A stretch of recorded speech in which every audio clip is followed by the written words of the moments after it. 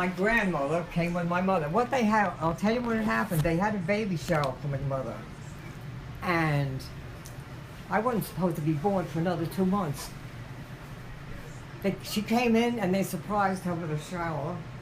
And the next thing you know, my mother went into labor that night. And my grandmother was there with a doctor.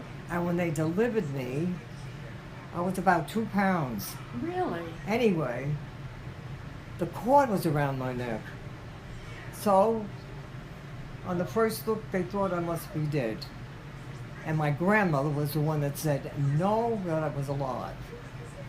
My grandmother took, I know she washed me somehow, she covered me with olive oil, and she wrapped me with a cotton batting to keep me warm. And they used men's handkerchiefs to make the doppers for me. Wow. I was so tiny that my uncle said he never knew babies came that small. But anyway, in a year's time, and I have a picture of myself in a rocking chair, I was like a normal year-old child. I just put on all that weight. And all my life, I was fed right, and I exercised a lot, and outside in the fresh air and sunshine. And I think it begins a lot with your genes. Yeah. But that's not 100%. You can have good genes and then throw them away. But in my family, they lived to be long aged. Except I'm older than my mother was, which is unusual. My grandmother Schmitz was, I think, a year older than my mother when she died. My mother died and she couldn't tell whether she was 93 or 94 because all the records in the courthouse in Babylon were in a fire. And she used to say, I don't know how old I am. It's not. I've heard that before. Well, and it affected my Uncle Ed because that was my mother's brother. He went to go to work in the Republic, one of those places. He had to prove when he was born, especially with a German name. Yep. And my father went to work in Grumman, and he had lost his arm in his boat building. Are you talking about Ed Schmitz? No, I'm talking about Wicks, Bill's father. Oh, no, you were saying something about with a foreign name, it was hard for someone to get in. My brother, my Uncle Ed, my mother's brother. So his name was Schmitz? Right. Okay, I just wanted to clear that up. Yeah. But Bill's father and his brother Oliver, they worked with their father in the boat building business there, and they also they had 2 ferries, the Atlantic and the Columbia.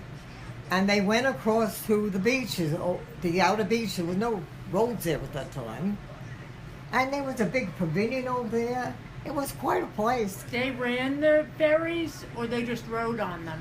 They ran them. Made them. They rode them. They built them and they rode them. The 2. So this is his great-grandfather? Yeah. Yes. And great-uncle? Uncle. Did you know that? Yeah, of course. Oh, okay. And then Frank would be the Okay. My father-in-law, that's the way I got the story, he told the people to get you arrange to get your boats out before Thanksgiving, because then the weather was bad. Well, one person didn't, so my father-in-law and his brother were taking it up with a winch, and Ollie was at one end and Bill's father was at the other. And his shirt got caught, and it took his arm off. Here. That's terrible. You won't believe, I mean, they were tough. That boatyard in Ocean Avenue was down quite away from the Merrick Road. He walked all the way up to Merrick Road and along there to, where you went down to Marion's. On that corner used to be Dr. Murphy's. And Dr. Murphy didn't have anything as an anesthetic, and he had to take him to Bayshore.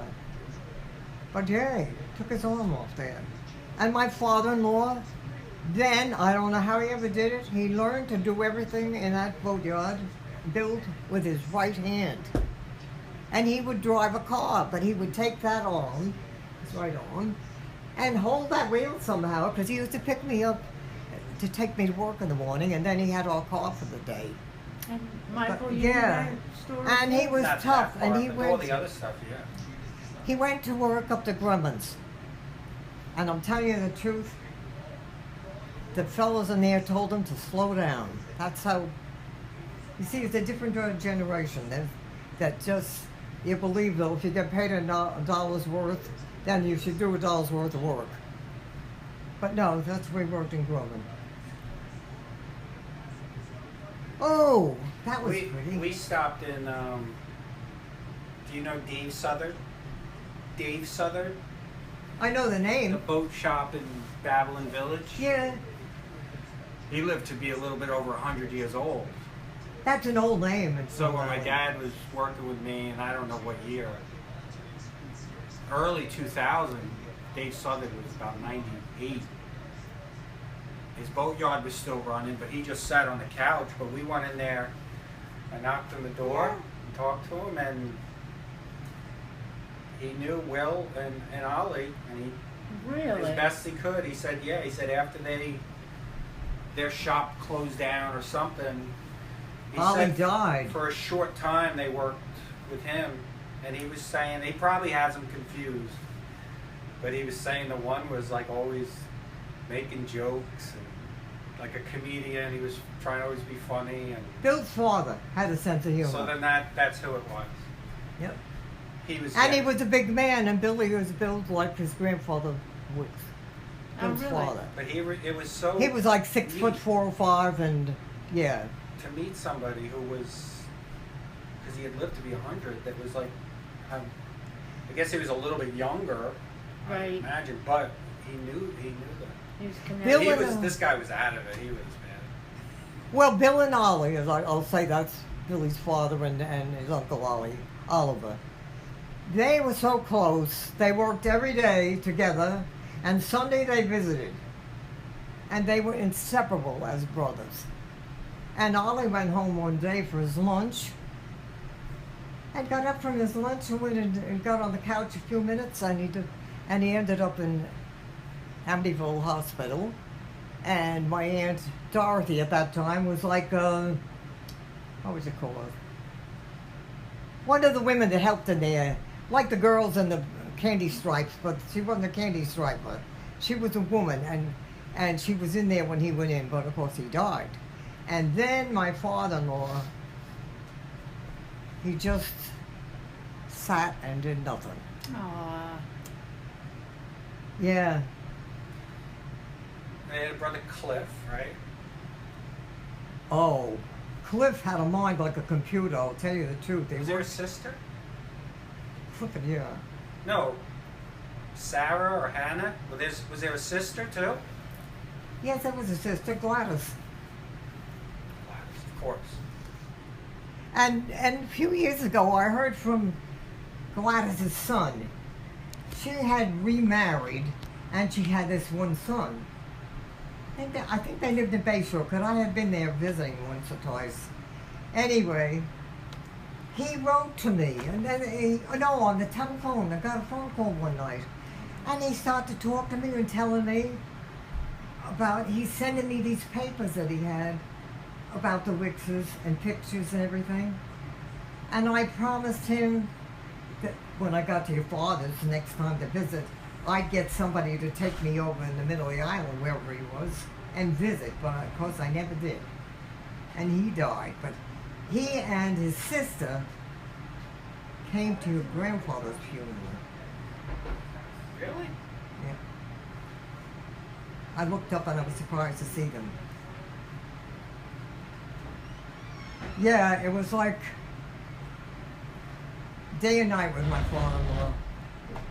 And Did I he come really live liked with him. you? He had a sense of humor. And I really liked Bill's father, and I got along with him so well. And when he got that he needed assistance, he never called your grandfather. He called me. And finally, one day I asked him, it was in the fall, are your feet warm enough? And I took hold of his leg. And when I took my hand away, the imprint stayed right there. And I knew right away something was wrong. So I got the doctor, and he said he had to go in the hospital. So I said, well, I can take care of him, and I did for a while. But he was such a big man, it was difficult for me to handle him. Even having him downstairs in the bed, to handle him, because he'd have to go to the bathroom. And then you get him back in bed, then he had to urinate again. And I'd say, nobody ever taught me how to grab hold of somebody in a bed like that and lift them. But no, it got to the point where I couldn't do anymore. And it really bothered me because I used to tell my father-in-law, he used to say, don't ever let them take me to the hospital and take anything off, because even though something is off like that, you still feel it. You still think that you have an arm or your fingers.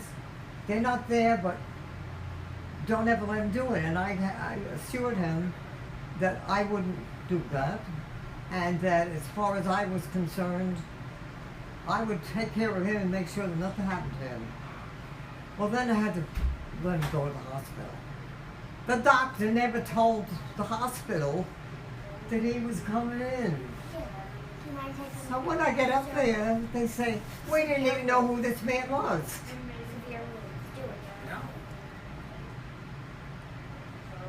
And some things, never go right, because Bill and I went up that night when Bill got home from work, and we told that hospital if he, calls me or something like that, any emergency, to get in touch with me. Never did. Went up this one evening, and I walk in, and I took one look, and I knew right away. And I'm not that experienced with people dying, but I knew not in good shape. So I told your grandfather, I really think he's dying. So I called the nurse. After the nurse went out, there was another man in the room with him, and the man asked me what my name was. And he told me that my father-in-law, but he didn't know it was my father-in-law at that point, he was calling me all afternoon. I'm telling you the truth, it made me sick.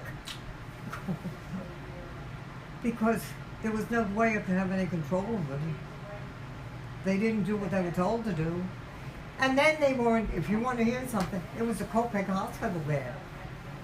They were not going to release his body until we paid the bill. And Billy, your grandfather says, I just came from work. I don't have that money in my pocket. So Bill called up Powell's. The Powell family that has the funeral parlor in Amityville, somewhere along that line they related to the Wickses. Anyway, whether they were or not, he told grandfather, don't you worry, because they'll be right over there. Yeah. And took care of everything. But you plan things the way you want sometimes, and it's no fault of your own. It doesn't turn out the way you want it to. So you just have to, oh God. I was there with you when you bought him a headstone. When you bought the headstone for your father-in-law. That was nice. And I bought for my mother too. Yeah, I know. But Richard says, nobody's going to know who that is. Because I didn't put Chappie on it. Good. I put my mother's Drake. name, or Drake. Good. Or Smith, Drake, whatever. And I didn't care because I knew darn well he was never going to do it. And he was going to be buried in Connecticut.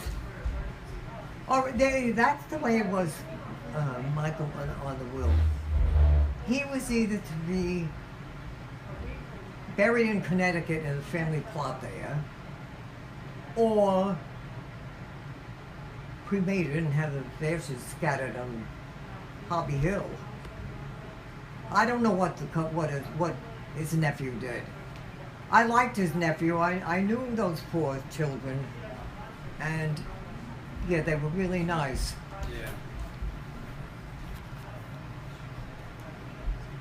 Is my daughter still here?